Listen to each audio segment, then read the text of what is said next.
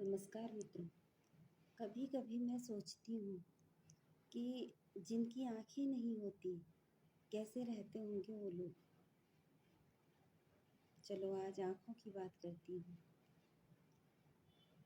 हम सब कुछ होते हुए हमारे पास भगवान ने दो आंखें दी हैं, दो कान दिए हैं और बोलने के लिए जुबान दी है और सब कुछ दिया है भगवान ने। जो कुछ भगवान हमें दे सकते थे, तभी भी हमारी हम संतुष्टि नहीं होती है। हम स्वस्थ शरीर होते हुए भी रोते रहते हैं कि हम कैसे जिए, हम कैसे रहें। बहुत लोग ऐसे हैं जो मेहनत करना नहीं चाहते और कहते हैं कि हम कैसे रहें। उम, कुछ भी मतलब उनको ये चाहिए कि हम बस आराम करें और हमें सब कुछ यहीं पर मिल जाए। ऐसा नहीं होता है। और कुछ मैं आज उनके लिए कहना चाहती हूँ जो लोग जिनकी आँखें नहीं होती। कभी महसूस करके देखा है आपने कि जिसकी आँखें नहीं होती होंगी, कैसे रहते होंगे वो? 2 मिनट लाइट चली जाती है ना तो डर लगने लगता है, घुटन होने लगती है। हम किसी को देख ना पाएँ तो बहुत डर लगता है कि कहाँ चले गए, हर तरफ अंधेरा ही अंधेरा। और वो लोग, उनका सोचिए क्या कैसे करके वो लोग रहते होंगे जिनकी आँखें नहीं होती और जिनकी आँखें पहले होती हैं और बाद में कुछ लोग ऐसे हैं कि किसी वजह से उनकी आँखें अंधी हो जाती हैं। तो कितनी बीतती होगी उन लोगों पर। सबसे पहले तो जो बच्चा जन्म लेता है अंधेपन में, अंधा होकर जो अंधा बच्चा जन्म लेता है, जिसकी आँखें नहीं होती, उसने कभी अपने माता-पिता को नहीं देखा होगा।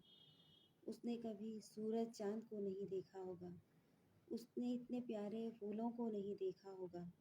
इतना हरा-भरा ये जंगल नहीं देखा होगा। इतने बड़े खूबसूरत पहाड़ नहीं देखे होंगे। उसके लिए सब कुछ समान है। उसके लिए अगर हम काला रंग पहनाएँ, चाहे लाल रंग पहनाएँ, चाहे उसको पीला रंग पहनाएँ, नीला रंग पहनाएँ, सब उसके लिए समान है।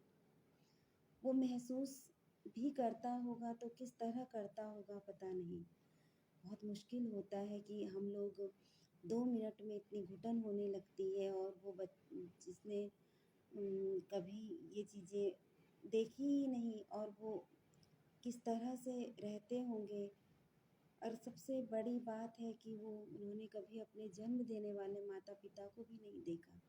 देखिए कितनी बड़ी विडंबना है ये, कि जिस माँ ने उसे जन्म दिया, जिस माँ-पिता के लिए हम एक झलक पाने के लिए तरस जाते हैं, वो बच्चा नहीं चाहता होगा एक बार अपने माँ-पिता को देखना। लेकिन ये एक विधाता का पता नहीं कुछ है ऐसा, शायद कर्मों का फल या कुछ भी हम कहेंगे तो। ये इस रूप में जो विधाता देते हैं वो बहुत दुखद है। और कुछ लोगों की आँखें जो बाद में चली जाती हैं, जिन्होंने पूरा सब कुछ दुनिया को देखा है और धीरे-धीरे उनकी आँखें चली जाती हैं, उन पर भी क्या बीतती होगी। बहुत मुश्किल है, मतलब मैं तो कल्पना करके भी डर जाती हूँ कि कितना मुश्किल जीवन है और कितना मुश्किल होता होगा आँखों के बिना। और हम लोग सब कुछ देखते हैं, हर चीज़ हमें दिखाई देती है, गलत सही। हम गलत देखते हैं, लेकिन हम गलत को गलत कहने की हिम्मत नहीं जुटाते कि ये गलत हो रहा है। हम सही सच्चा व्यक्ति को अकेला खड़ा देखते हैं, लेकिन हम वहाँ पर कभी देख कर भी हमारी आँखें सच देखती हैं, पर हमारी ज़ुबान कभी उसके साथ खड़ा होने के लिए हमें नहीं कहती कि वहाँ पर खड़े हो जाओ, वो सच्चा आदमी है।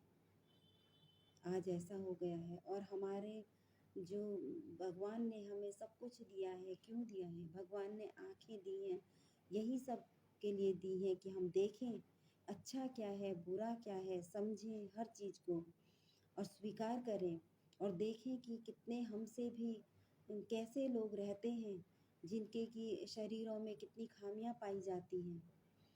तो कभी कल्पना करके देखिएगा, अंधेरे कमरे में कभी आप अकेले होंगे तो कल्पना करके देखिएगा कि हम अगर देख ना पाए तो कैसा महसूस होता है।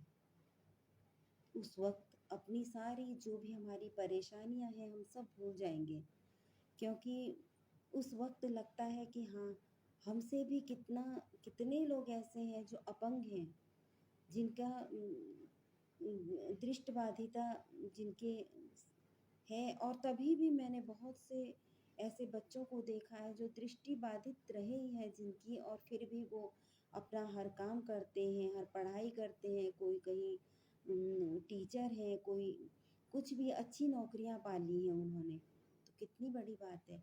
और हम लोग ये हाथ पाँव होते हुए, आँखें होते हुए, सब कुछ होते हुए और फिर भी रोते रहते हैं। शर्म आनी चाहिए हमें, है ना? तो इसलिए जब भी आपको कभी ऐसा महसूस हो कि हम कुछ नहीं हैं या परेशानी में हो, तो देखिए उन लोगों को जिनकी आँखें नहीं हैं, जिनके कान नहीं हैं, जिनकी ज़ुबान नहीं है, जो बोल नहीं पाते हैं, या फिर जो अपंग हैं, चल नहीं पाते हैं। तब उस भगवान का धन्यवाद कीजिएगा कि हमें तूने सब कुछ दिया है और फिर भी हम रो रहे हैं। ये हमारी कितनी बड़ी कायरता है, हीनता है कि हम ऐसा कर रहे हैं। तो ऐसा नहीं करना चाहिए। भगवान ने हमें सब कुछ दिया है, तो उसका हमेशा अच्छा प्रयोग कीजिए। इसी के साथ मैं आरती कंठवाल, धन्यवाद, नमस्कार।